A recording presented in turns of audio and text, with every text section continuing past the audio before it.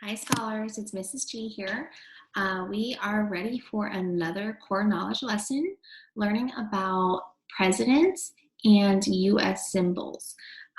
Last lesson that we talked about, we learned about how George Washington led the American Continental Army in fighting the American Revolution against the English armies and the king. Do you remember? So in today's read aloud, you're gonna find out that it is the general. So we learned about who a general is, right? So we learned that it is the general's dedication to the American people that helps him, okay? And so before we begin, let's think about George Washington for a minute. We learned a lot about George Washington and who he was and what his character was like. Let's think about who he was, okay? What kind of person was he? If you can go back and remember, was he an honest man? He was, right? He was a very honest man. Was he brave? He was also brave, okay? And he was also very clever. Do you remember what the word clever means? If you said smart, you are correct. So kiss your brain. Good job, smart. That's what clever means. Okay, so before we begin, I want you to listen to the way in which George Washington's glasses, okay, you're gonna learn another word for glasses, and we're gonna talk about that in a little bit, okay? But how George Washington's glasses helped him to lead others to take his side, okay? And I also want you to notice how people in the crowd seem to feel when Washington starts speaking and how they feel when he is finished speaking. Okay, so I want you to think about that. I'll say that again. While Mrs. G is reading, I want you to notice how people in the crowd seem to feel when he starts speaking and then how they feel when he is finished speaking. Okay, all right, so we're gonna go ahead and begin. Mrs. G is gonna go ahead and share her screen with you. So let me go ahead and do that really quickly. All righty. Let me get this out of the way. All right, so presidents and American symbols, we are still on that. We're gonna finish presidents and American symbols this week though. So we have a few videos to do and then we'll be done with American presidents and symbols, okay? All right, so our lesson today is George Washington's spectacles. And if you don't know what spectacle means, spectacle is just another word for glasses, okay? All right. Find where I am here. Okay. All right. Sometimes even close friends can disagree with one another, but before disagreeing turns to arguing, it helps to remember that the other person is your friend. Friends are people with whom you can disagree while you still trust and like one another. Here is a true story about friendship and trust between a group of soldiers and their general, George Washington. The story is called George Washington's Spectacles. Okay, and like I said before, spectacles are eyeglasses, and you can see in this picture that these are eyeglasses. Okay, let's learn about these eyeglasses, shall we? Okay. So when you look at this picture, okay, how do you think, I want you to describe the way that George Washington looks. What do you notice about this picture? How does George Washington look? Okay, well, here's George Washington. What does his face tell you that he might be feeling? I want you to think about that as I'm reading, okay? George Washington's servant, Billy Lee, was worried. He had never before seen a look such as this one on Washington's face. Billy thought, for the first time, General Washington looks old. It's this hard war he's been fighting, I guess, but he has never looked like this. Okay, so this is Billy Lee, and he was concerned about how George Washington was looking. Okay.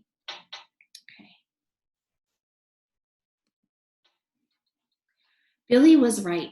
George Washington looked tired. Before the war, George Washington had been known for his strength and bravery.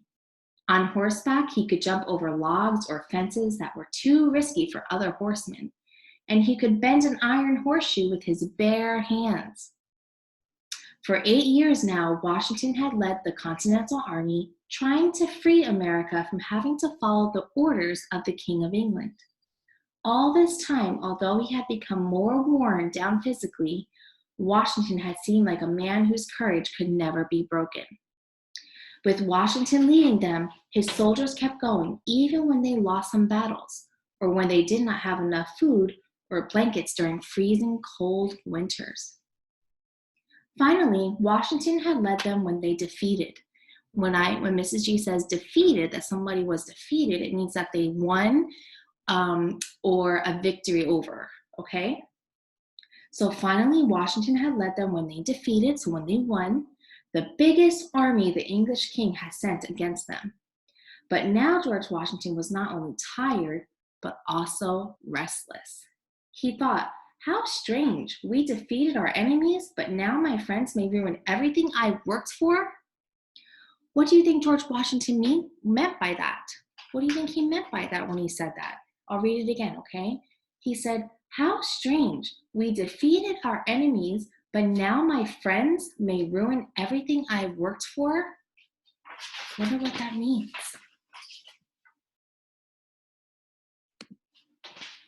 Washington picked up some papers from his desk and slipped them into his pocket. He asked impatiently, where are my spectacles, Billy? His servant handed him the reading glasses Washington had begun using only a week before. So, can you point to the spectacles? Can you point to the spectacles? Do you see any spectacles in the picture? Okay, let's see if you can find them. Placing them in his coat pocket, Washington went outside where a soldier had his horse ready. Billy watched the general and the soldier right away. Can you see the spectacles? Are they right here? Might be hard to find, but they're right here. You can see these are the glasses, the spectacles, okay? Soon they reached a large building where Washington dismounted or got down from his horse. Handing the reins of his horse to the soldier, Washington entered the building through a side door. He could hear the loud voice of General Horatio Gates. Okay, and here's the man on the stage right here, and this is General Horatio Gates, okay? Who, after Washington, was the Army's top officer. General Gates thought that he, not Washington, should be the Army's chief, okay? And the chief is the most important leader in charge. So he thought he should be the chief. Now Gates was trying to convince, meaning that they were trying to lead the soldiers to think that they think the way that he did, okay? Now Gates was trying to convince the other soldiers to change the way their new nation, the United States of America, would work. Washington wanted to stop this from happening. He thought, I hope I am not too late, as he stepped onto the stage where General Gates was standing. Facing the stage were many soldiers who had been with Washington through the long, dangerous war. When they saw him, they gasped in surprise. Why has he come? They wondered. General Gates was surprised too and left the stage. Washington looked out at the soldiers he knew so well. They look angry, he thought. He was right. For years, these soldiers had been away from home, risking their lives to win the American Revolution so that they, their families, and their friends would be free to start a new country. Oh. The soldiers missed their families, but they knew this was important work, so they had kept at it. George Washington had led them the whole time. Now they had defeated the largest group of British soldiers yet. Some of Washington's friends were meeting with English leaders to end the war, but Washington thought, the English still have one army left. Until they sign the paper agreeing that we are free to begin our own country, they could change their minds and attack again. We have to make sure the war is really over before we all go home. That's a good plan. He's very clever. But while all this has been happening, something else had not happened. The new American government had not paid the soldiers in a long time. Some soldiers had been unpaid for as many years as you have been alive. Wow. Now some of them, led by General Gates, were mumbling, maybe we should take over the new country. Then we know we'll be paid. We have our guns. We can make everyone do what we want them to do. Do you think that the soldiers taking over the country would be a good idea? Do you think that would be a good idea? George Washington had heard about this. He thought, I am proud of being a soldier, but I do not want soldiers to use their guns to tell people what to do. That would be no better than the old kind of rule of a monarchy. And a monarchy is a ruler, or is ruled by a king or a queen. Okay? We want a country in which all the people decide together what to do, not kings or queens or armies. I will work to make sure my soldiers get paid, but first I must stop them from trying to take over our government. Washington took out some of his papers he had been brought along and began to read them aloud. When he finished, no one cheered or clapped. I failed, he thought. They are too angry to listen to what I say. Then he remembered something. Wait, he told the soldiers. I have one more paper to read to you. Ooh, let's see what this paper is all about. He took out that paper, but the writing was smaller than on the other papers, and he could not see it clearly. He held it away from himself, then closer, but nothing happened. Ooh. Then, to the soldiers' surprise, Washington took out the spectacles they had never seen him use before. Why do you think George Washington needs his spectacles? What do you think is going to happen? Fumbling to open them, Washington said, Gentlemen, you will permit me to put on my spectacles, for I have not only grown gray, but almost blind in the service of my country. In that moment, his soldiers felt ashamed. They remembered how strong George Washington had always been and how he had always helped them. Like his servant, Billy Lee, they thought, he has worn himself out fighting for our freedom. He has given up even more than we have. Many of the soldiers were so ashamed that they began to cry. They told one another, if George Washington can wait a little longer to get paid, we can too. He is right. The most important thing is to make sure we start a country in which all the people help make decisions, not just a king or queen or an army.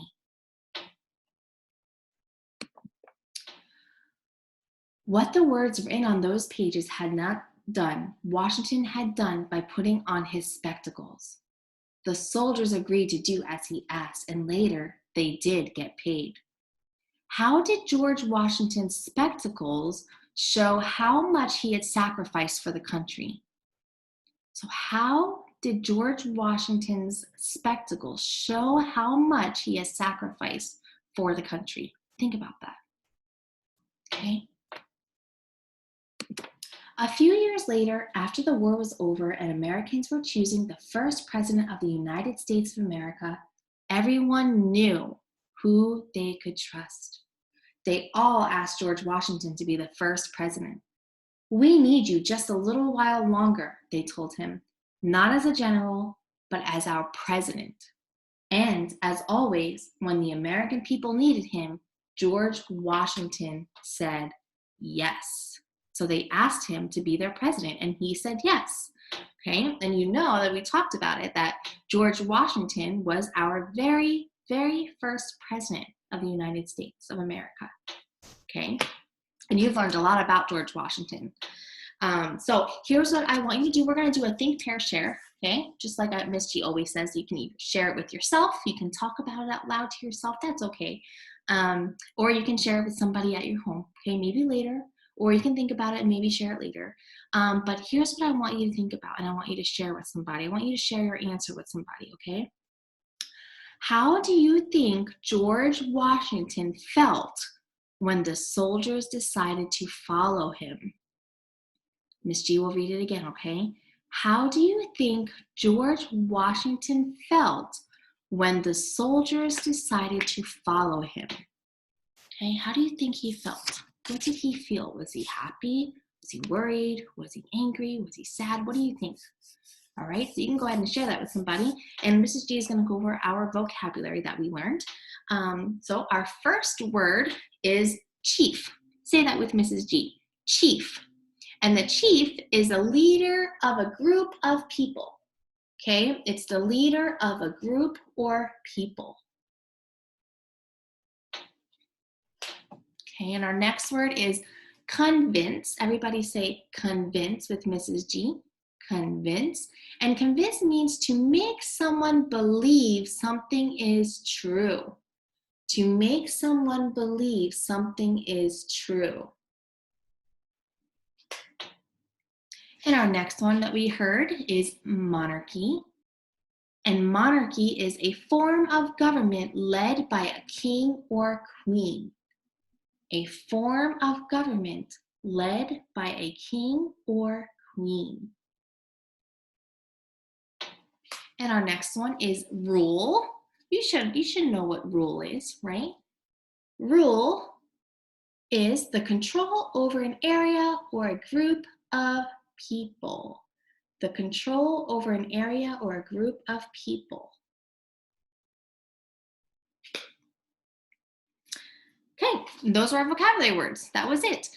So for your assessment, for your assignment for this lesson, you're gonna just write these down, your answers on a piece of paper. Mom or dad might have to help you, and that's okay. And you're gonna answer 3 questions, and then you're gonna send them to Mrs. G, just like you've been doing all along, okay? Your first question is, how did George Washington change toward the end of the war?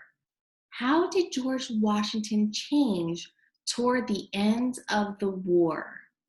So what changed about him towards the end of the war? That's your first question, okay? And your second question is, why did the soldiers want to take over the country? Why did the soldiers want to take over the country?